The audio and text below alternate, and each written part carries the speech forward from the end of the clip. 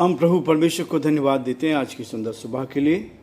परमेश्वर का धन्यवाद देते हैं कि परमेश्वर इस महीने के भी अंत में लेकर आ गया है। आज 28 जून है। परमेश्वर का धन्यवाद करते हैं कि वो एक एक दिन मेरी अगुवाई करता, आपकी अगुवाई करता है, ताकि हम परमेश्वर के साथ बैठकर प्रभु की महिमा करें।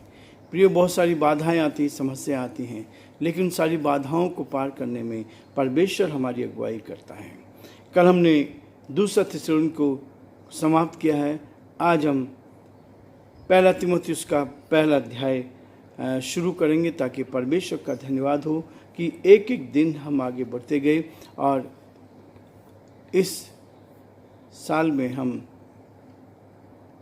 इस पूरी बाइबल का अध्ययन कर पाएंगे। ये तीसरी बार है कि हम बाइबल का अध्ययन कर रहे हैं। परमेश्वर का धन्यवाद करते हैं कि हमारा परमेश्वर हमारी अगुवाई करता है ताकि हम प्रभु की महिमा करें। यीशु ने कहा, तुम पृथ्वी के नमक हो, तुम पृथ्वी के नमक हो। यदि हम नमक हैं तो नमक के अनुसार स्वाद होना चाहिए। नमक बहुत ही आसानी से मिलता है। नमक सब घरों में पाया जाता है। नमक सारी सब्जियों को टेस्टी बना देता है।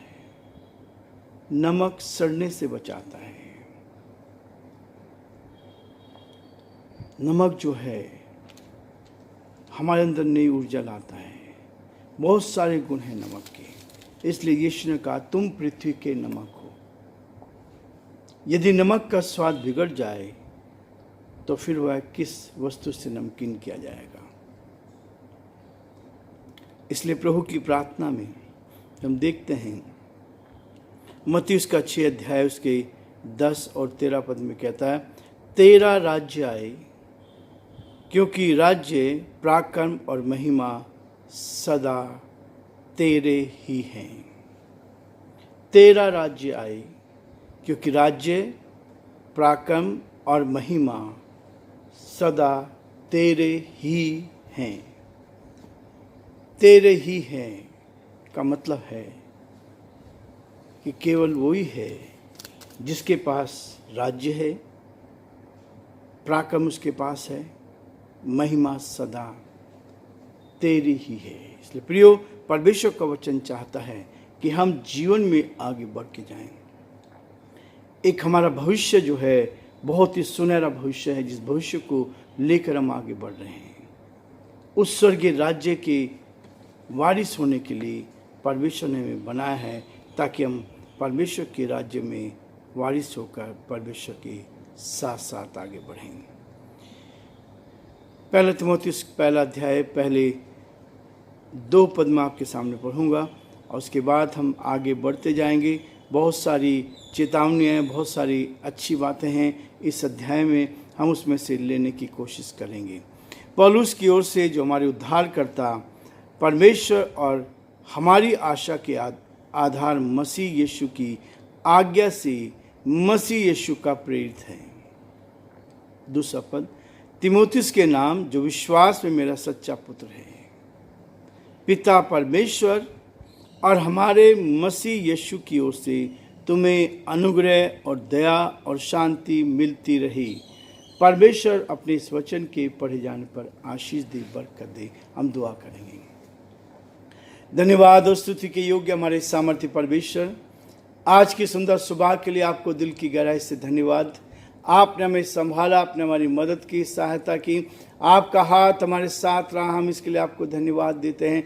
हमारी प्रार्थना, हमारी विनती प्रभु, आपकी दया दृष्टि हम पर बनी रहे, आपका हाथ हमारे साथ बना रहे। आज दिन भर के लिए हम प्रार्थना करते हैं, दिन भर हमारी मदद कर, सहायता कर प्रभु जी। हम प्रार्थना विनती करते हैं हमारे सभी श्रोताओं के लिए, सारे भाई बहनों के लिए जो बीमार हैं, परेशान में, कठिनाई में, दुख में, मुसीबत हैं, उनके हम याद करते हैं। आपके नाम से यीशु की आत्मा को भेजते प्रभु, एक एक को छू ले, चंगाई दे, ताकि वो स्पष्ट होकर, स्वस्थ होकर आपकी महिमा कर सके और आपके नाम को धन्य कह सके। हमारी यही प्रार्थना, हमारी यही विनती, हमारी निवेदन है, आपकी दया दृष्टि हर कदम पर बनी रहे, ताकि जीवन में प्रभु जी आगे बढ़ते जाएं और जो आपकी योजना है परमेश्वर पूरी की जाए। बड़े आदर के साथ हमारे प्रदेश राजस्थान को आप कहते हैं सौंपते हैं, हमारे देश पर भी आपकी आशीष चाहते हैं। परमेश्वर आप सब कुछ के लिए चाहे प्रभु सब कुछ को सही करने वाले परमेश्वर आप हैं। हमारी प्रार्थना प्रभु यहाँ के मुख्यमंत्री भजनलाल जी के लिए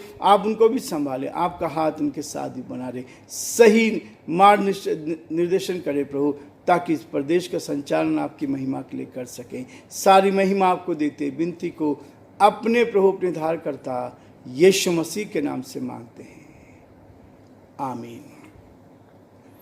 प्रिय परमेश्वर का वचन मुझे और आपको इस बात के लिए प्रेरित करता है कि तुम पृथ्वी के नमक हो।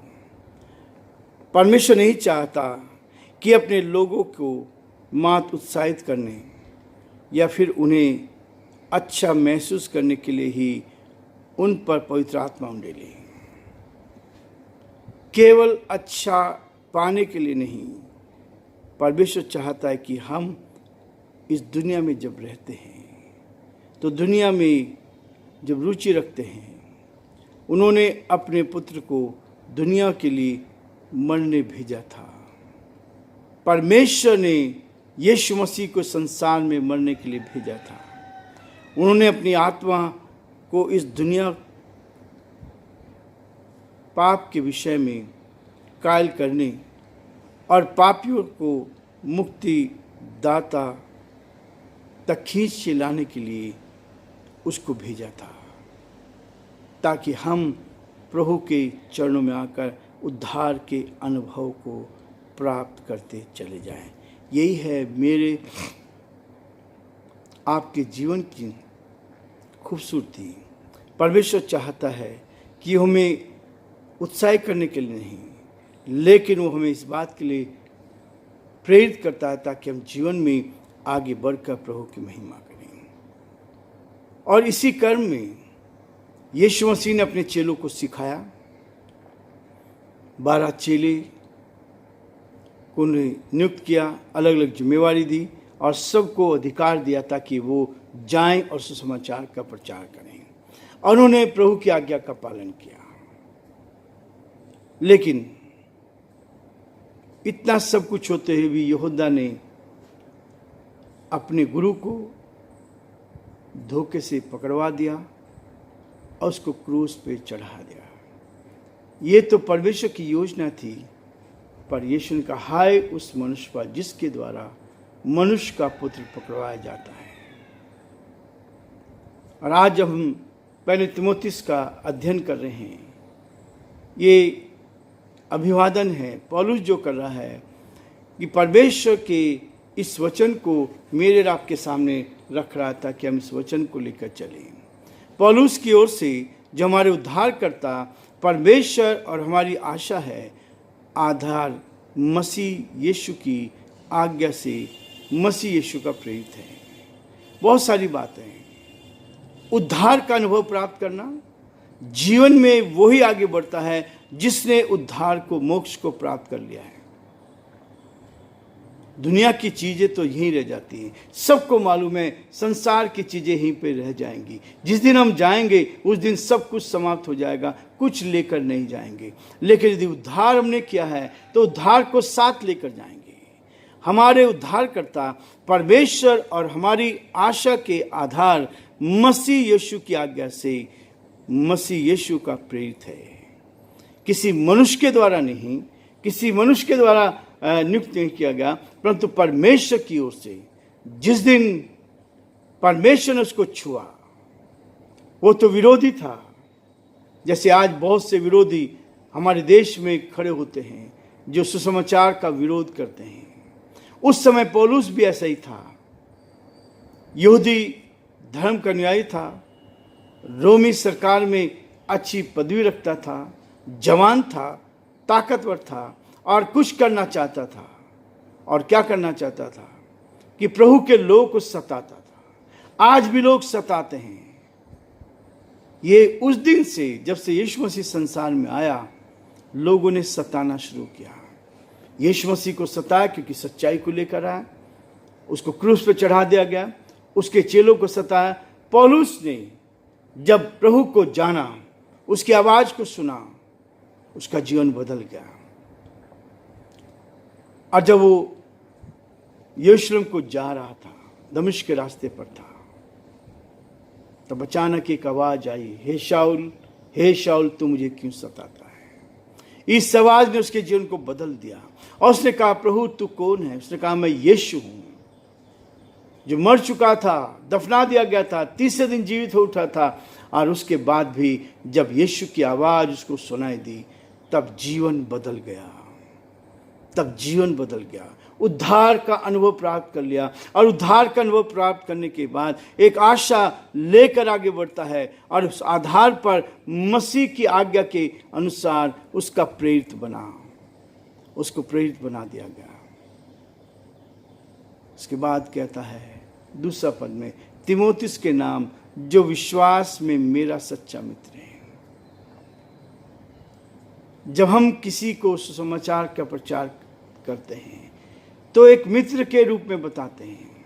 जब जीवन बदलता है, पौलुस ने तीमुथियुस को संदेश दिया और आत्मिक पुत्र के रूप में उसका लालन पालन किया। यह है आनंद की बात, यह है खुशी की बात कि परमेश्वर चाहता है कि हम दूसरों को इस वचन को बांटें। और पौलुस के जीवन में ये हुआ, तीमुथियुस को तैयार किया और उसी तीमुथियुस को पत्र लिख रहा है, इस पत्र को लिख रहा है। और इसलिए वो स्पष्ट करता है कि जो विश्वास में मेरा सच्चा पुत्र है, आत्मिक पुत्र, संसार के पुत्र हैं, वो उससे कहीं बढ़कर ये आत्मिक पुत्र होते हैं जिसने इस बात को समझ लिया। संसार के रूप में हम रहते हैं, लेकिन परमेश्वर हमारी मदद करता है। इसलिए प्रियो, परमेश्वर का वचन कहता है, परमेश्वर पिता और हमारे प्रभु यीशु मसीह की ओर से तुम्हें अनुग्रह मिले। परमेश्वर आपको और मुझे अनुग्रह में जीना सिखाना चाहता है, ताकि आपके ऊपर परमेश्वर का अनुग्रह रहे, आपको उसकी दया और शांति आपको मिलती रहे।